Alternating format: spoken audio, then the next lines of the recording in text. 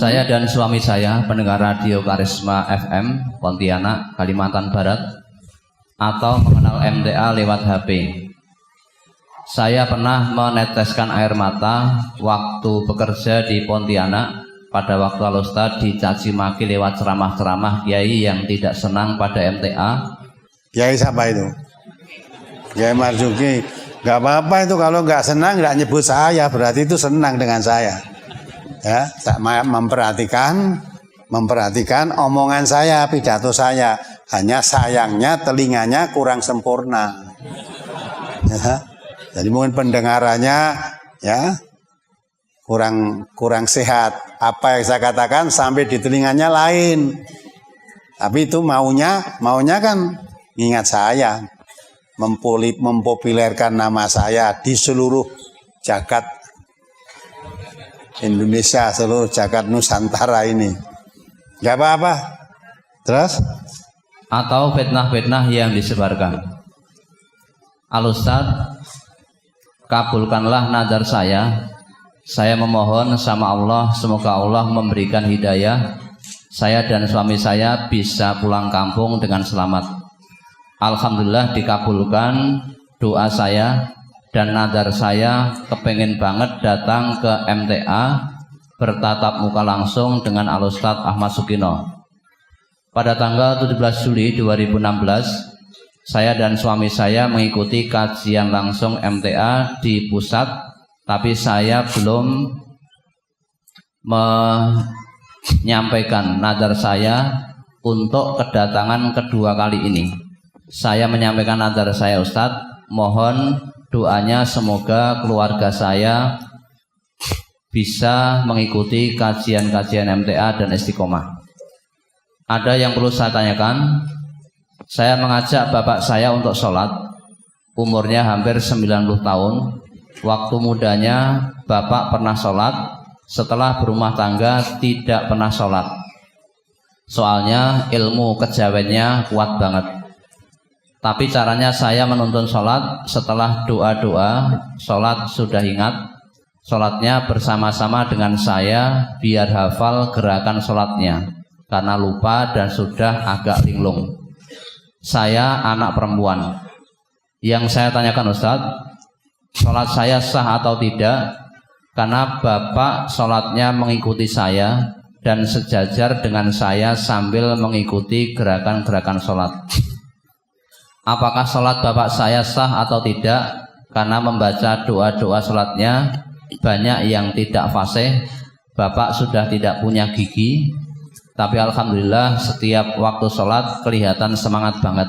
Sekarang sudah 3 bulan melaksanakan sholat sendiri. Sekarang nadarnya apa nadarnya tadi? Apa nadarnya ibu ini tadi? Pengen berangkat yang kedua kalinya ke Ahad pagi. Oh, sekarang sudah keturutan. Baru yang pertama tadi keturutan, kemudian pengen nazar yang kedua, ini berangkat yang kedua. Ini yang kedua. Berarti sudah keturutan. Berarti sudah ini. Nah ya. Aja mau kedua, yang ketiga, keempat, kelima gitu loh. Ya, sekolah mudah-mudahan angkat pertama, kedua, ketiga, pertama neteskan air mata. Kedua, makin paham siapa yang ngomong itu. Ketiga, makin jelas. Keempat, makin mantap kan gitu ya. Terus bahwa yang diomongkan Kiai Marzuki itu ternyata tidak benar kan itu kan. Ya memang tidak benar. Ngomongnya itu pernah ketemu saya di Agloh, terus saya diberi kitab, saya lari kok. Padahal sampai hari ini manusianya itu ketemu saya belum pernah. Sampai hari ini. Ya, omongan yang kedua diterangkan di situ kan. Kalau anjing di Sukoharjo itu banyak wanita-wanita berjilbab yang jual kerengsengan anjing. Padahal sampai hari ini suruh cari, kon ngubeng sak Sukoharjo kono nek enggak ada. Orang jual sate anjing ada memang. Tetapi yang jual bukan orang Kudungan. Jelas bukan orang Islam itu. Bukan orang Islam. Nah, itu kebohongannya ketok. Yang kedua katanya mengatakan zina lebih baik daripada tahlilan, zina lebih baik daripada istighosahan, ya. Nah itu yang ngaji DMT tidak pernah dengar kata-kata seperti itu, lah sing ngrungokke saka Malang kono malah ngerti. Itu orang bohong. Banyak orang yang cerita bohong dikemas sedemikian rupa karena dia sudah disebut kiai, apalagi dosen. Nah, omongannya seolah-olah benar. Ya, maka di dalam Al-Quran menjelaskan apa itu kamu kiai, apa dosen, apa ustadz. Allah mengatakan in ja'akum fasikum binaba'in apa? Fatabayanu antusibu qauman bijahalatin fatusbihu ala ma fa'altum nadimin. Ya kan? Orang yang beriman disuruh oleh Allah, kalau kamu mendengar berita orang fasik membawa berita, diuji dulu. Tabayun. Tabayun itu artinya menelusur, menyatakan berita itu benar apa tidak. Gitu lah. Jangan sampai kamu mendengar berita, kalau kamu orang iman ya, dengar berita tentang kejelekan seseorang, langsung kamu telan saja, mengambil keputusan. Oh, kalau begitu begini, ambil keputusan. Kamu nanti akan menjadi orang yang menyesal di kemudian hari. Ya. Nah, mungkin orang mengatakan, iya itu kalau yang bawa berita orang fasik, wong ini kiai kok. Dan meyakinkan. Ya, nah untuk mengetahui si pemberita itu fasik apa tidak, maka kamu suruh tabayun. Ya, kalau beritanya itu bohong, berarti itu kiai fasik, dosen fasik, ustadz fasik, gitu lah. Kalau beritanya itu benar, itu pun tidak boleh disebarluaskan. Kalau kamu orang muslim, Nabi kita mengatakan man satara musliman satarallahu fid dunya wal akhirah. Siapa mau menutup aibnya sesama muslim, Allah menutup aibnya di dunia dan di akhirat. Nah kalau kamu orang muslim tahu kejelekan saudaramu sesama muslim, kewajibanmu tidak menyebarluaskan, tapi menutup. Di samping menutup, kamu berkewajiban, kalau kamu tahu salahnya, berkewajiban apa? Meluruskan. Tawasau bil haq, tawasau bis sabr. Kebiasaan. Nah ini kebiasaan yang dikatakan oleh Nabi, yang dikatakan oleh Allah itu sudah hilang dari kalangan umat Islam. Aku mendengar berita itu langsung, apalagi didasari karena kedengkian, karena tidak suka, langsung kok ada berita jelek, sebarluaskan. Kamu menyebarluaskan berita jelek, bohong, kamu tidak tahu itu. Watahsabunahu hayinan. Kamu mengira perbuatan penyebaran berita bohong yang kamu sebetulnya tidak tahu itu, kamu anggap sesuatu hal yang ringan, hayinan. Wa huwa indallahi azim, padahal itu di sisi Allah perkara yang besar. Siapa paling banyak menyebarkan berita bohong itu, paling banyak menanggung dosanya. Dan apalagi itu berita fitnah. Ya. Kalau kamu tidak memohon ampun, tidak bertaubat, Allah ngendika, innalladzina fatanul mu'minina wal mu'minat tsumma lam yatubu walahum adzabu jahannama walahum adzabul hariq. Dibaca surat Buruj ayat 10. Orang yang menyebar fitnah, ada orang mukmin baik laki atau perempuan tidak bertobat, Allah hancam itu. Beri azab yang membakar, diberikan azab jahanam dan azab yang membakar. Surat Al-Buruj nomor surat 85 ayat 10. Innalladzina fatanul mu'minina wal mu'minati tsumma lam yatubu falahum adzabu jahannam walahum adzabul hariq. Sesungguhnya orang-orang yang mendatangkan cobaan kepada orang-orang yang mukmin laki-laki dan perempuan, kemudian mereka tidak bertaubat, maka bagi mereka azab jahanam dan bagi mereka azab neraka yang membakar. Ya kan? Jadi siapa yang menyebarkan fitnah, ya, terhadap orang mukmin laki ataupun perempuan, kemudian mereka tidak bertaubat, maka Allah akan mengancam orang itu diazab di jahanam dan azab yang membakar. Padahal kamu mengatakan itu, kamu kira itu sesuatu yang ringan saja. Wa tahsabunahu hayyinan wa huwa indallahi azim. Ingat kembali ayat surat An-Nur ayat 15 itu. Surat An-Nur nomor surat 24 ayat 15. Iz talaqawnahu bi alsinatikum wa taquluna bi afwahikum ma laysa lakum bihi ilmun wa tahsabunahu hayyinan wa huwa indallahi azim.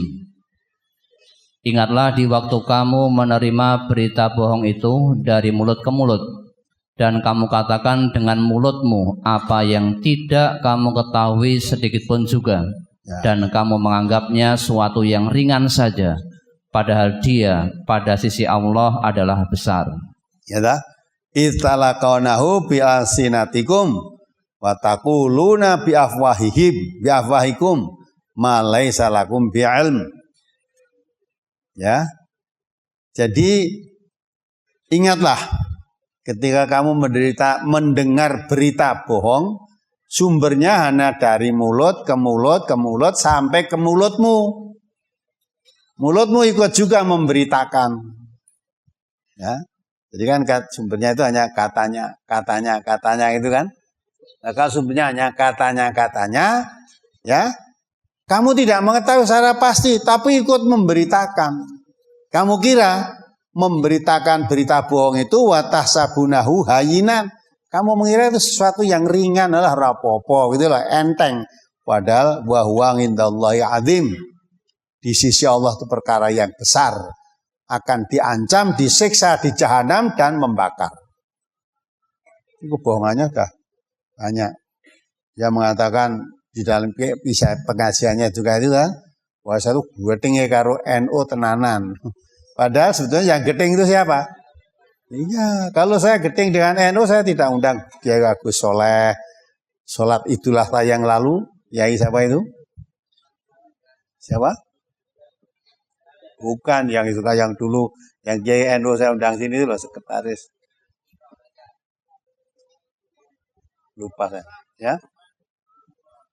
Bukan. Sholat Idul Adha itu loh. Orangnya yang kelingan itu. Idul Adha Kiai siapa itu yang sekretaris dakwah NU itu.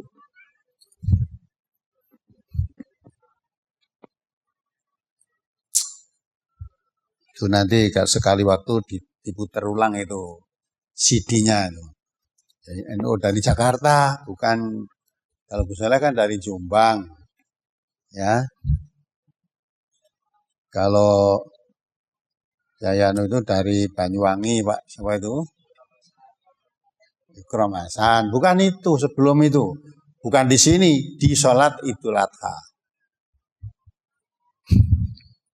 Itu dulu yang mengarahkan, mengundang itu, ya. Saudara itu Selamat Effendi Yusuf, Allahumma firlahu warhamu. Dia sudah wafat itu. Ya itu. Jadi itu semua. Jadi ibu yang tanya tadi dari mana tadi? Dari Pontianak. Dari Pontianak ya. Dari Pontianak mendengar berita kajian tentang orang atau kiai yang menjelek-jelekan nama saya, nama MTA, sampai ibu mencucurkan air mata, menangis. Itu tidak hanya itu saja, ya itu akan menyembelih saya juga. Katanya halal. Ya, itu kiai tapi tidak ngerti jenis makanan. Ya, padahal yang diharamkan makanan itu oleh Allah, itu makanan bukan yang memakan. Itu saya disamakan makanan berarti walaupun kiai tidak ngerti kalau saya itu bukan makanan. Itu katanya dalam Quran tidak ada Sukino itu dibeleh saja, itu halal karena dalam Quran tidak disebutkan. Ini nah gitu kok disebut kiai kan ya kiai makanan halal haram. Ini bukan makanan tapi yang diharamkan untuk memakan. Jadi kalau saya memakan yang haram tidak boleh. Lah kok malah makan aku ya. Ya. Padahal kalau membelih orang Islam itu dia mesti masuk neraka. Apalagi tidak dalam peperangan. Wong perang aja sesama muslim itu haramun damuhu wa irduhu wa maluhu. Sesama muslim mengacungkan pedang semuanya. Al-qatil wal maktul finar. Baik yang membunuh atau yang dibunuh semua masuk neraka. Sahabat Nabi bertanya, ya Rasulullah, kalau yang membunuh saya tahu masuk neraka. Mengapa yang dibunuh juga masuk neraka? Ya, karena namanya berkelahi. Yang dibunuh itu pun sebetulnya juga punya maksud untuk membunuh. Jadi karena maksudnya sama, maka Nabi katakan yang membunuh atau yang dibunuh semua masuk neraka. Ya, maka itu diterangkan bahwa itu orang muslim itu haram darahnya. Sama muslim kok berkelahi itu haram. Maka tidak ada orang muslim membunuh orang muslim kok. Ya, jihad itu gak ada. Atau mati syahid itu gak ada. Gak ada. Maka jangan mudah kita dibelokkan. Kalau kita kembali kepada Quran dan Sunnah, susah dibelok-belokkan. Ya, orang muslim itu berkelahi haram. Merendahkan saudaranya sesama muslim haram. Ya, menghina haram. Merugikan hartanya haram. Karena al-muslimu akhul muslim. Persaudaraan sama muslim itu dikatakan Nabi kal jasadil wahid. Sebagian anggota tubuh sakit, seluruh tubuh merasa sakit. Itulah persaudaraan dalam Islam. Ya, jadi kalau orang Islam kok menyakiti orang Islam, haram hukumnya. Nah, hadis Nabi yang begini sudah tidak begitu diamalkan. Mungkin malah sudah tidak begitu dikenal karena tidak pernah ngaji. Ya, sering terjadi bahwa sekarang itu perkelahian, perseteruan, bahkan terjadi sering sesama umat Islam. Gitu? Malah mau musuh sama Islam, panggil-panggil Allah, Allahu Akbar. Sing kono ya muni Allahu Akbar. Maju perang pada Allahu Akbar, sing mlebu swarga sapa iki? Maka hindari di mana-mana dicaci maki, kadang dianiaya, tidak pernah balas, jangan sampailah sama muslim perkelahian. Nah ini, maka itulah negeri kita negeri hukum, sehingga kalau ada terjadi semacam itu terhadap kita, laporkan pada aparat penegak hukum. Ya, penegak hukum yang sekarang sedang diproses hukum, itu yang di mana? Ya, di Teras, Boyolali itu. Ya. Padahal Boyolali, MTA itu pusatnya di Solo. Lah kok Boyolali malah. Padahal di Pontianak, di Merauke aja damai, aman, tentram, enggak apa-apa. Ini dari Medan, ada banyak berapa orang dari Medan ini? Berapa? Ya? 40 dari Medan. Tadi pagi saya lihat, mendengar cerita dari Pontianak itu berapa orang tadi? Dari Pontianak. Ada ibu, ada bapak juga. Ada juga dari Ciamis. Ya. Oh ya ini ada. Dari Pakem Sleman 60 orang. Jadi Donorojo Pacitan 1 bis, ibu-ibu semua. Karanganyar Ngawi 2 mobil. Dari Mungkit Magelang 1 bis dan 1 mobil. Dari Genengawi 1 bis dan 1 mobil. Dari Kaloran Temanggung 27 orang. Dari Nanggolan Kulon Progo 1 mobil. Dari Pandean Ngawi 1 bis. Dari Teras Boyolali berapa orang? Ini jauh di luar Solo Raya semua, malah ada yang di luar pulau. Pontianak, di Aceh, di Medan itu kan di luar Pulau Jawa. datang di sini banyak. Tidak ada masalah apa-apa. Nah, maka itulah kita negeri hukum, nah kita ada serahkan pada penegak hukum. Nah, penegak hukum itulah nanti akan kita tidak mau untuk berkelahi itu nggak apa-apa, lagi sesama muslim. Tahu kok hukumnya haram kok. Hukumnya haram. Haram itu, maka hukum Islam itu 5. Katakan salah satu diantaranya haram. Haram itu kalau dilakukan berdosa, kalau ditinggalkan mendapat pahala. Yang haram itu. Nah, jangan sampai kita berkelahi sesama orang Islam. Nah, menghadapi orang-orang yang seperti itu kita sudah diberi contoh oleh Nabi lah. Anggap aja mereka orang yang tidak tahu. Nanti kalau sudah tahu, mudah-mudahan tidak akan meneruskan perbuatan mereka seperti itu. Jadi sekali lagi saya tekankan Ibu yang tanya tentang tadi, saya tidak marah dengan mereka, tidak. Sama sekali tidak marah. Tapi saya merasa kasihan dengan mereka. Dengan kiai-kiai yang semacam itu saya kasihan. Ya, itu tersebar di seluruh Indonesia. Sampai di Kerinci, ya, Kerinci, MTA di sana ditutup oleh Bupati Kerinci karena yang mendengar itu katanya MTA mengatakan menghalalkan anjing, zina lebih baik daripada tahlilan, ya macam-macam ya kata orang itu tadi, sampai Kerinci juga. Ya sudah karena ditutup pengajian saya sudah kita lewat pengadilan kita PT UN kan. Menangani tim pengacara Muslim Pusat Pak Mahindra Data itu ya, akhirnya dimenangkan, cabut semua putusan Bupati Kerinci yang menutup MTA itu, dicabut semua biaya persidangan ditanggung bupatinya. Jadi MTA di sana bebas, memang MTA itu boleh hidup di seluruh wilayah Indonesia ini tanpa kecuali. Maka sampai hari ini dengan peresmian yang terakhir kemarin, bukan yang terakhir, yang kedua. Yang kedua di Senayan di Gelora Bung Karno itu, MTA sekarang menjadi 539 perwakilan dan cabang. Ini sudah menyusul lagi, kalau kemarin belum ada seluruh Indonesia, tinggal satu yang belum ada di Sabang, alhamdulillah. Sekarang sudah ada, di sana sudah rintis, sudah ada yang beli kemarin, insya Allah nanti tidak lama rombongan mau ke sini, akan minta diresmikan sebagai perwakilan di cabang. Dan yang menggarap dari saudara kita yang dari PD Aceh. Ya udah, diresmikan datang ke sini dulu, dilihat dari dekat MTA itu apa, nanti kalau tahu diresmikan, ya nanti kamu menyesal, ternyata MTA itu aliran sesat kan gitu kan. Kan kata orang banyak MTA itu aliran sesat. Masa kamu mau diresmikan sebagai aliran sesat? Kalau aliran sesat berarti Presiden Republik Indonesia merestui aliran sesat. Karena yang meresmikan Presiden. Ya, Presiden SBY itu kan yang meresmikan gedung ini. Pelantikan yang kemarin yang meresmikan Wakil Presiden. Wakil Presiden Silatnas ke-1 tahun 2013.